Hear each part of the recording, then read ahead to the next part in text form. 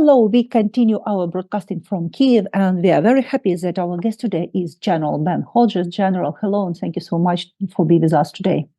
Well, thank you once again for the privilege, Ludmila. Thank you. General, recently we have seen Russians' drone crossing NATO airspace. There are dozens of them. And because of them, aircraft raised and airports are shut down. And truly speaking, what is going on? And why this drone fly in? Where is NATO air defense? And everybody remembers the situation with Turkey and with Russian plane, which crossed the airspace of Turkey, and it just shut down it. Yeah, and why NATO doesn't act in the same way? Of course, I cannot explain that. I don't know. It's very frustrating. We clearly were not prepared for the Russian drone operation that put 21 drones into Poland back a couple of weeks ago. And we've also have demonstrated we're not prepared to protect all of our transportation infrastructure from drones flying over Denmark or Belgium and other places. And it's frustrating because we've been watching Ukraine figure this out over the past several years, and still we act surprised and unprepared when Russia does it to us. And these are not even actual weaponized drones; they're just drones, and we still fail to be able to stop them. Eventually, we'll get this right, but I hope we get it right before there's a terrible strike that kills a lot of people, similar to what Ukraine has to deal with every day. General, sometimes I wonder when I read that there's some unidentified drones. Is it possible in modern war, when we have all technical possibility to identify many things, why you say this term unidentified drones? Because for me, this term is very similar for such unidentified green people in Crimea, Exactly. what Russia used to occupy our Crimea. You know about that? Yeah, I wish you were in charge of intelligence for us in NATO, because you are exactly correct. And I think there's still reluctance or uneasiness by many to attribute these things to Russia, even though it's obvious that's who it is. And I think that we will have to get to the point where people finally recognize that Russia is at war with us, even if we are not at war with Russia in a traditional sense. But people are still thinking like, well, it didn't have a big red star on it, or we're not sure. We have technology that allows us to track a meteor that's 3,000 light years away. How can we not have technology that is able to identify the origin of a drone and to have come up with defenses? So it really is a matter of political will and making this a focus. Russia is going to keep doing this until we inflict consequences on them of some sort, whether it's kinetic or economic. Until we really make them pay a price, they're going to keep doing this. General, what do you think?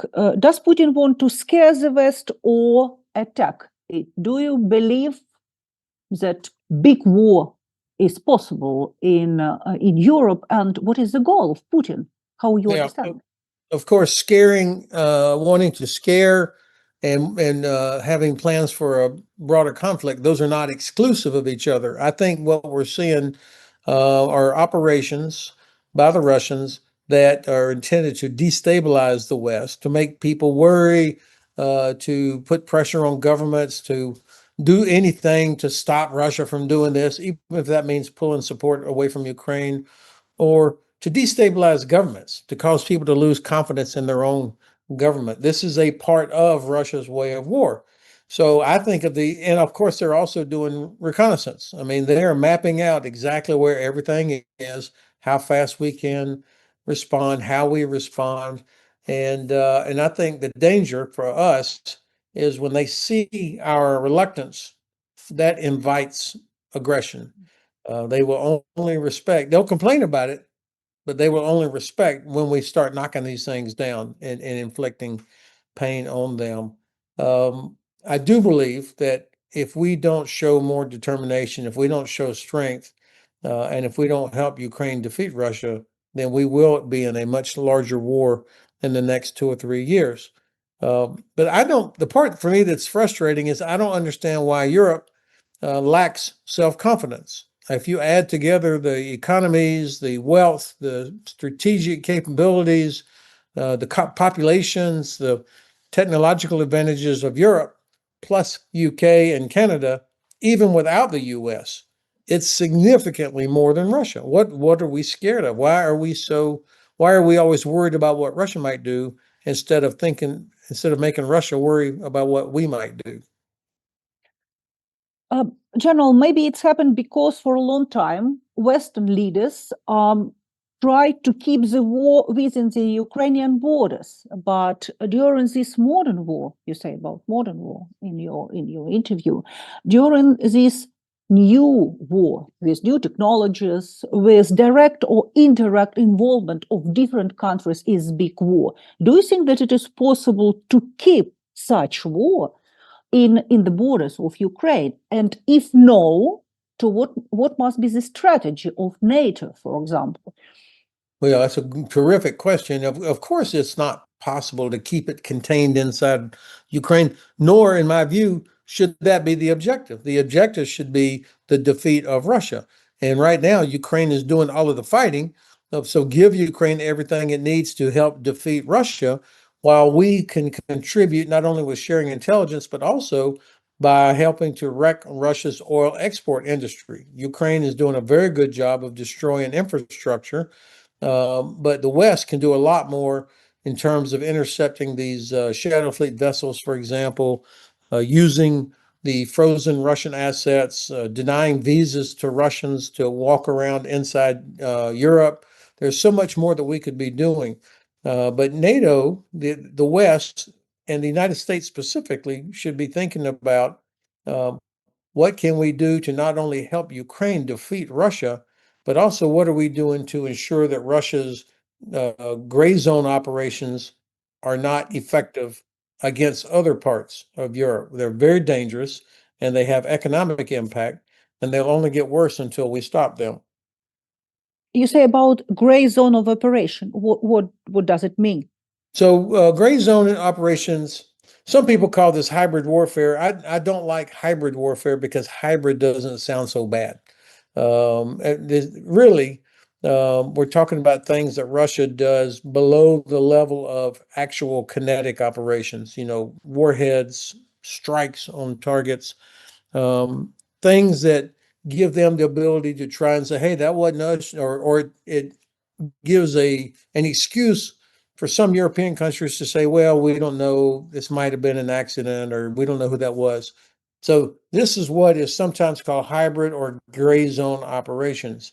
The point is, because we still can't believe that Russia is actually at war with us, we come up with words that don't give the sense of urgency to do what needs to be done. And of course, that's exactly where Russia wants to keep it. They want to keep us in that sort of gray zone. General, when situation with drone happened, Western country and NATO try to speak about the defense of their own bodies. And it is absolutely understandable because we know that it is a military union and it's fine. But nevertheless, do you think that now we have risk that NATO will close defending only its own borders? And in that case, does Ukraine is in game or out of game? And do you think that we have a potential risk that Ukraine will stay again in this gray zone of security, like before the 2014? So I think in modern warfare, when you look at the capabilities and the operations of the Russian Federation, we can't think of NATO as the wall at the border. And if we just things that happen on the other side of the border don't matter. Of course, that matters. I think it's a mistake when we talk about we will defend every inch of NATO territory. That kind of communicates that we're not going to defend things outside of the border. But yet, if you're serious about deterring Russia, you have to be able to see, you have to be able to convey to the Russians that we can and will strike targets outside the border if necessary, not sit back and wait to be hit. And that includes operating in the Baltic Sea, in the Arctic, in the Mediterranean, in the Black Sea. So we can't just say, well, we're only going to fight inside our border. Now, easy for me to say. The fact is, we are an alliance with 32 members, and the alliance acts on consensus.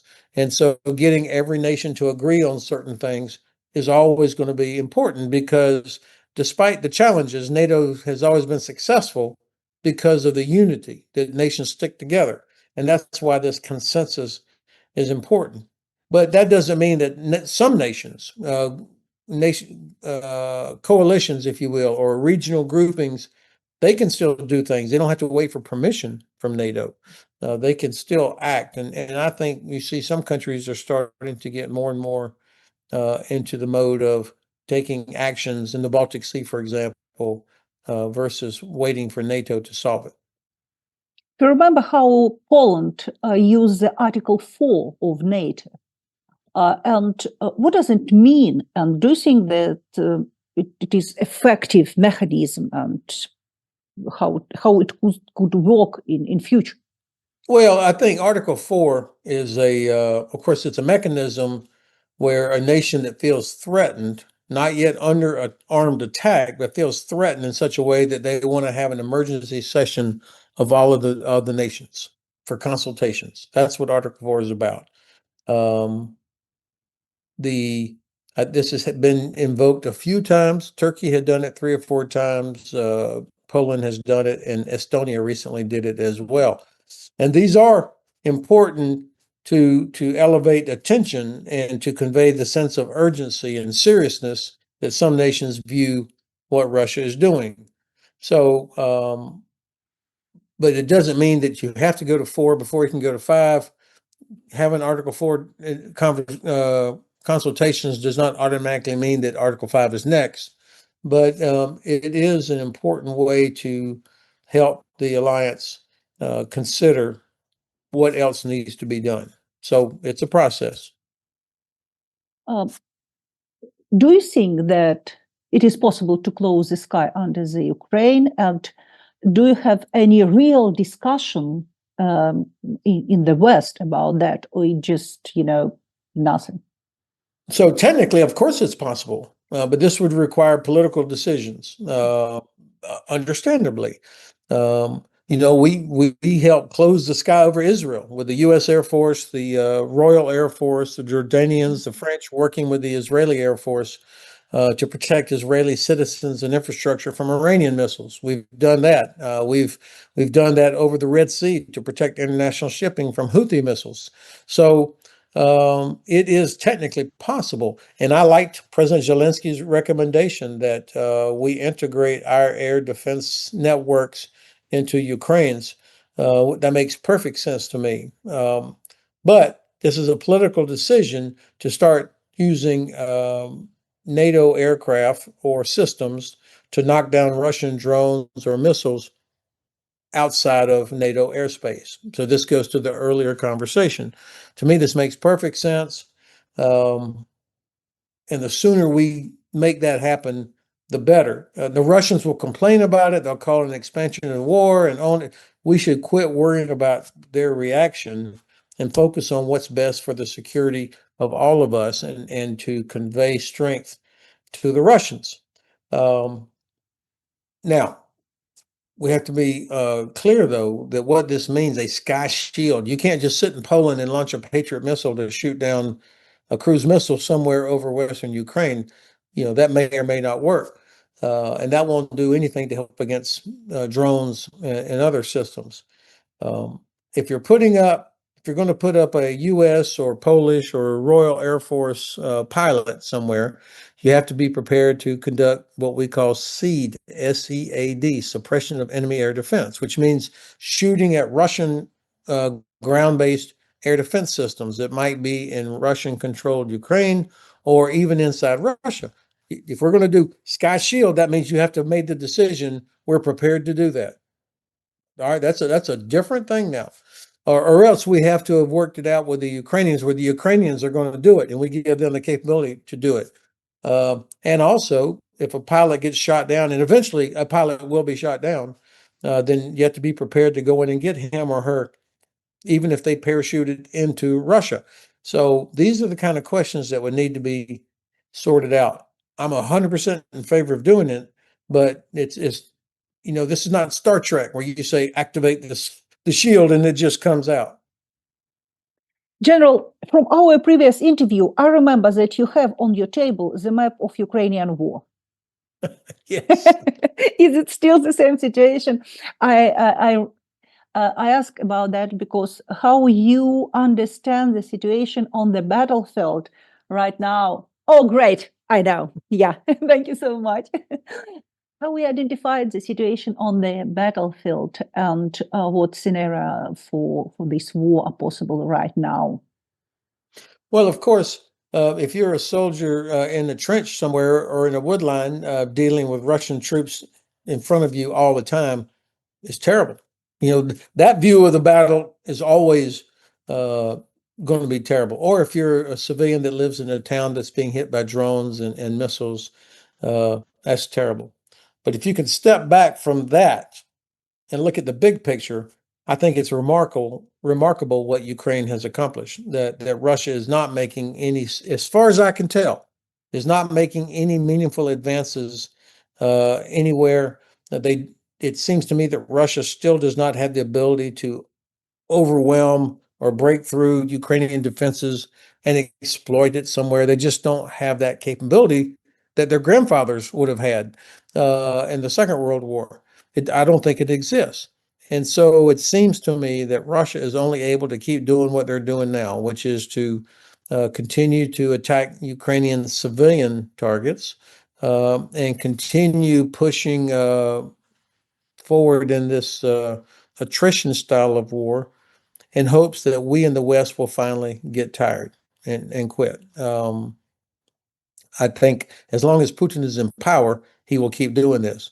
So we've got to figure out a way to help Ukraine stay in this fight successfully, but also to do things that would force Putin to change all of his calculus, which really, in my view, means going after the Russian oil and gas infrastructure. Exactly what Ukraine is doing now. This is where we should really be helping.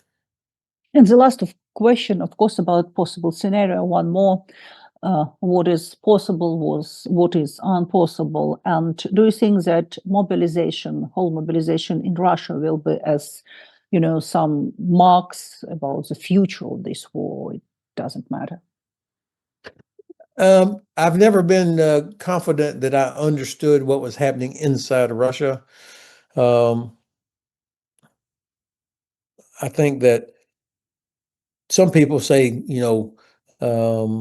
that he will be reluctant to do that because of the backlash. Then it would prove that this war has been a failure, a huge disaster for Russia. I think that it seems to me that they've managed to avoid mobilizing too many people from Moscow or St. Petersburg to protect those population centers. But at some point they may have to. They've had so many casualties, and I don't think you can find too many more people that really want to come get into a fight in Ukraine. So is there another mobilization? I don't know. That's why I think the focus on destroying Russia's oil export capability is the right thing to do, because they will run out of the resources to pay for continuing the war. So I think Ukraine's strategy here is exactly right. General, thank you so much for being with us today. Thank you. Thank you once again for the privilege. Thank you.